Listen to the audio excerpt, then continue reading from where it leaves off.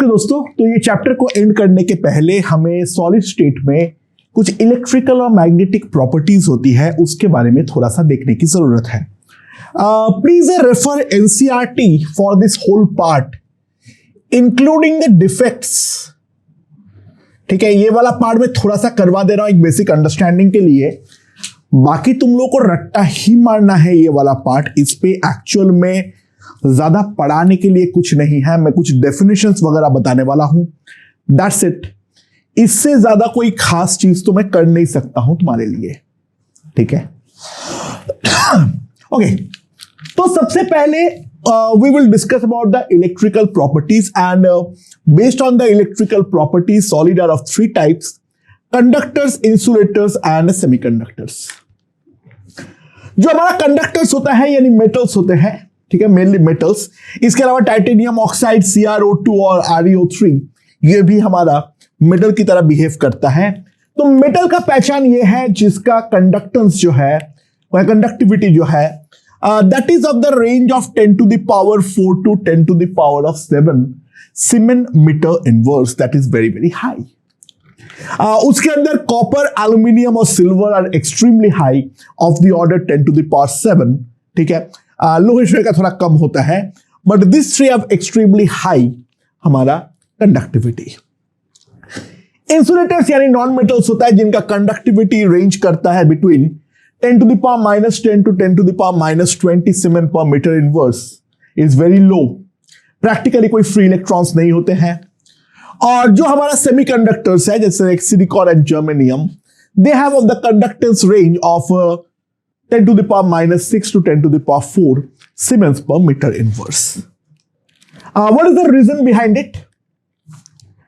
जो हमारा मेटल्स होते हैं उसके हम जानते हैं या तो उसका जो वैलेंस बैंड है वो हमारा हाफ फील्ड या अनफील्ड हो, लाइक सोडियम हो या Fe हो, इन सब में हमारे पास हाफ फील्ड या अनफील्ड हमारा वैलेंस बैंड हो। और अगर हमारा वैलेंस बैंड फुलफिल्ड हो तो in that case valence band और कंडक्शन बैंड जो है वो हमारा दोनों आपस में ओवरलैपिंग हो और उस कारण पे जो हमारा वैलेंस इलेक्ट्रॉन्स है वही हमारा फ्री इलेक्ट्रॉन की तरह ही बिहेव करे। Mainly we can talk about like alkaline earth metals, calcium, magnesium etcetera. In the case of insulators, the valence band and the conductance band, they lie very far apart. So, conduction band वो है जिसके अंदर electron जो है वो हमारा move कर सकता है, फ्री इलेक्ट्रॉन। तो इसके बीच में जो रीजन होता है that is called the forbidden zone, and वो फॉरबिडन जोन का एनर्जी इतना ज्यादा होती है तो कोई भी एक इलेक्ट्रॉन के लिए कंडक्शन बैंड में जंप करना प्रैक्टिकली इम्पॉसिबल होता है। So they are pathetic conductors of the electricity. इन दोनों के बीच में अगर फॉरबिडन जोन का लेंथ जो है वो हमारा कम हो तो in that case some electrons from the valence band can actually jump to the conduction band. Valence band वो होता है जिसमें मेटल के जो कार्नल है उसके पास इलेक्ट्रॉन्स हो। कंडक्शन बैंड वो होता है जहां पर इलेक्ट्रॉन्स हमारा फ्री टू मूव है। तो एक नॉर्मल थोड़े बहुत अमाउंट का फ्री इलेक्ट्रॉन्स जो है वो हमारा कंडक्शन बैंड पे जंप मारता है, जिस कारण पे हमें एक small amount of electric property जो है यानी कंडक्टिविटी जो है वो हमें मिलती है। टेम्परेचर बढ़ाऊंगा तो मोर number of electrons will jump and obviously the conductivity will increase. Just the reverse of metals जहां पे हम जानते हैं टेम्परेचर बढ़ाने पर हमारा रेजिस्टेंस जो है वो हमारा बढ़ता है। So to improve the electrical conductivity, ये जो इंट्रिंसिक वाले होते हैं, इंट्रिंसिक और प्योर सेमीकंडक्टर्स, उनका कंडक्टिविटी इतना स्मॉल होता है जो हमारे लिए प्रैक्टिकली वो इंसुलेटर्स की तरह ही बिहेव करता है। तो उस कारण पे इंट्रिंसिक सेमीकंडक्टर के अंदर हम लोग थोड़े बहुत इंप्यूरिटीज जो है वो हम मिलाते हैं और उस इंप्यूरिटी को हम बोलते हैं doping.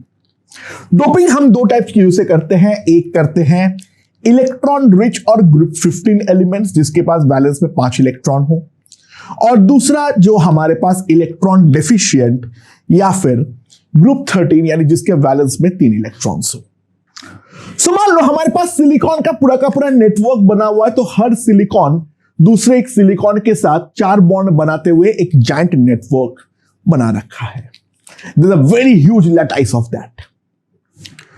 Now suppose I insert some arsenic atoms. अब जैसे ही मैं आर्सेनिक एटम को अंदर इंसर्ट करूंगा तो कुछ जगहों पे सिलिकॉन को नॉक ऑफ करके वहां पर आर्सेनिक जाके बैठेगा। अब उसके वैलेंस में 5 इलेक्ट्रॉन है, उसके अंदर जो 4 इलेक्ट्रॉन है वो तो सिलिकॉन की तरह हमारा आराम से आसानी के साथ क्या कर लेगा, वो इलेक्ट्रॉन्स क्या कर लेगा, वो तो हमारा बॉन्ड बना लेगा 4 के साथ। जो 5वां इलेक्ट्रॉन है वो हमारा लैटाइस से बाहर निकल जाएगा और वो हमारा एक फ्री इलेक्ट्रॉन की तरह बिहेव करेगा and number of free electrons per unit volume is actually increased. ठीक है, राइट। सो ऐसे सेमीकंडक्टर्स को हम बोलते हैं N type semiconductor.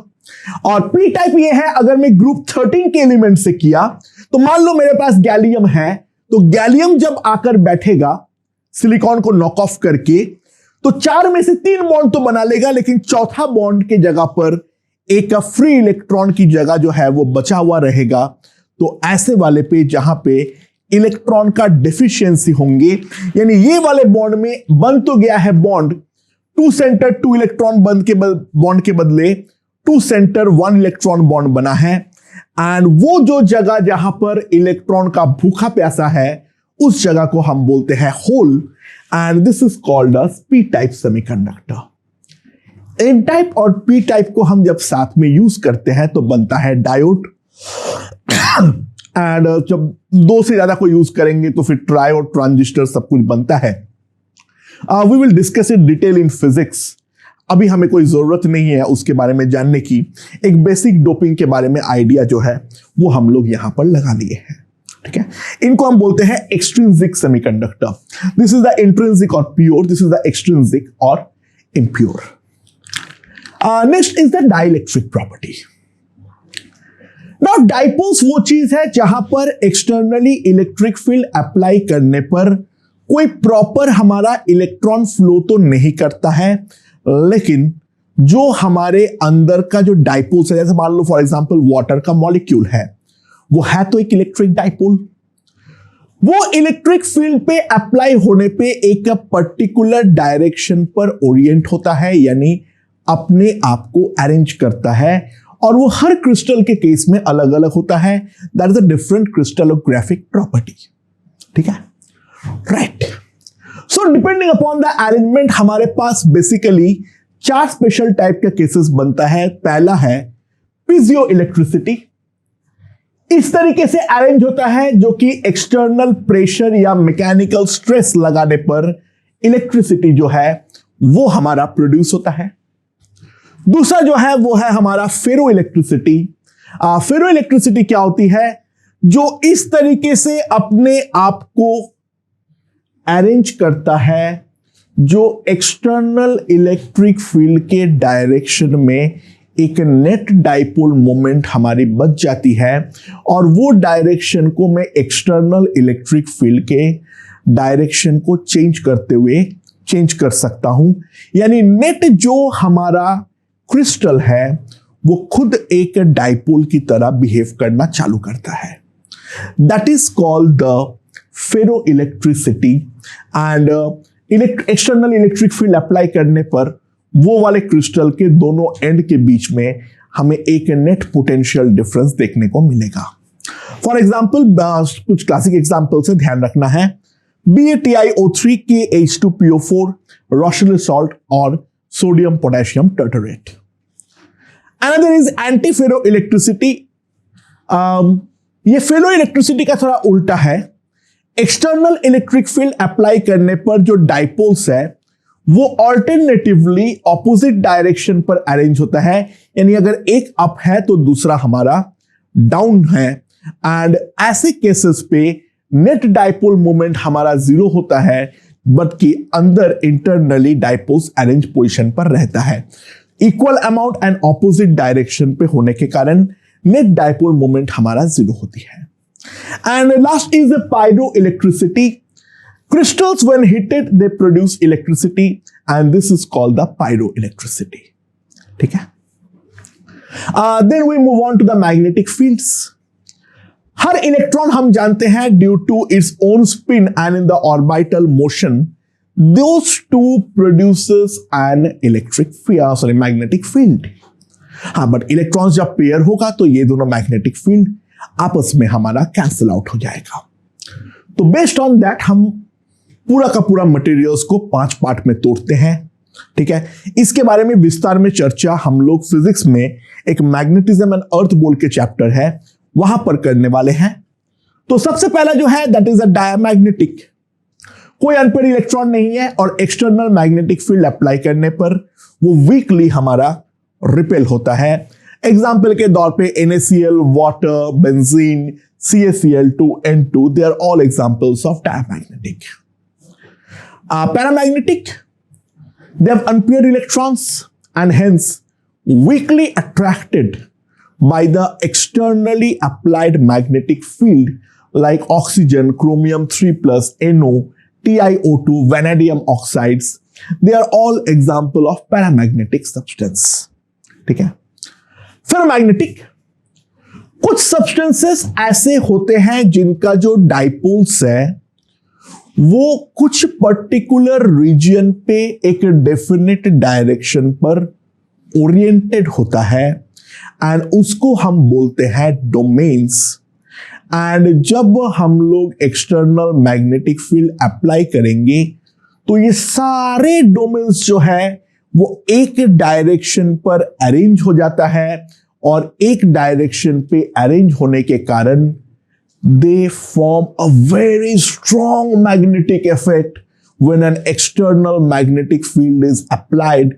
They help us in building permanent magnets. Example are Fe, nickel, cobalt, ठीक है, cadmium and CrO2, etc. Antiferromagnetic, they have the equal and opposite number of domains. तो externally magnetic field apply करने पर कुछ domain जिस direction पे Orient होगा, कुछ डोमेन्स एग्जैक्टली ऑपोजिट डायरेक्शन पर अपने आप को ओरिएंट कर लेगा, जिस कारण पे नेट इफेक्ट जो है that is going to be zero. Case in point MnO, MnO2, Mn2O3 et cetera, manganese के सारे ऑक्साइड्स।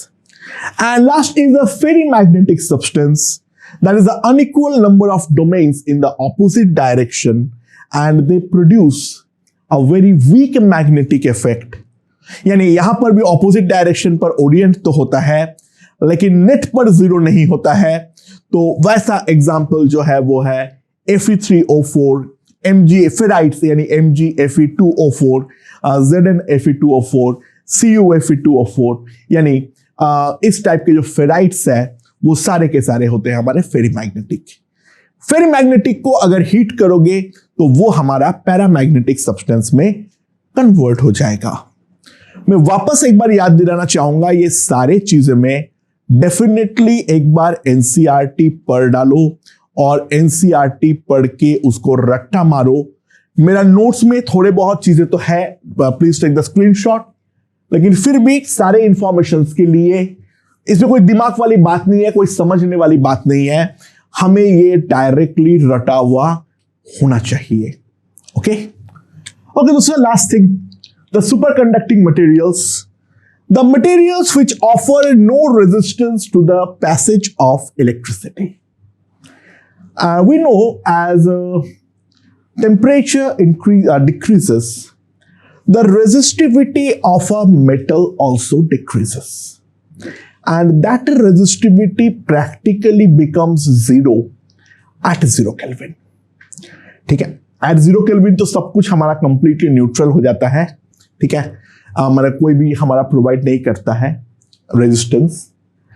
एंड जो चीज इलेक्ट्रिक फील्ड में कोई रेजिस्टेंस ऑफर नहीं करेगा वो मैग्नेटिक फील्ड को 100% रिपेल करेगा and they are very very strongly repelled by magnetic field. There no magnetic field can pass through those substance and जो हमारा ऑब्जेक्ट है वो हमारा परफेक्टली डायामैग्नेटिक में कन्वर्ट होता है। ठीक है, ज्यादातर मेटल्स 2 to 5 केल्विन के टेम्परेचर में ये प्रॉपर्टी हमारा दिखाता है। ठीक है, हायर टेम्परेचर पे अगर हमें चाहिए तो कुछ पर्टिकुलर चीजें लाइक नियर अराउंड 23 केल्विन जो है हमारा alloys of niobium for example Nb3Ge ये हमारा सुपर कंडक्टिव प्रॉपर्टी दिखाते हैं, और कुछ कॉम्प्लेक्स मेटल ऑक्साइड्स भी हायर टेम्परेचर पे हमारा सुपर कंडक्टिविटी दिखाते हैं। कुछ ऑर्गेनिक सब्सटेंस जो है वो हमारा 5 केल्विन के नीचे के टेम्परेचर में सुपर कंडक्टिविटी दिखाता है। सुपर कंडक्टिविटी हम यूज करते हैं इलेक्ट्रॉनिक्स पे, मैग्नेट का प्रोडक्शन में, पावर ट्रांसमिशन में और लेविएशन ट्रांसपोर्टेशन में, यानी ट्रेन्स विदाउट एनी रेल्स, यानी हवा में तैरते हुए ट्रेन को अगर हम पास करते हैं तो that is called the levitation transportation. वहां पे हम सुपर कंडक्टिव प्रॉपर्टी जो है वो हम यूज करते हैं। मैं अगेन बोलूंगा ये लास्ट वाला पार्ट को प्लीज रीड फ्रॉम एनसीईआरटी। दिमाग इस पे लगाने की कोई बात नहीं है, हमें डायरेक्ट रट्टा मारने की जरूरत है। With this I end this chapter. Let's move on to the next topics.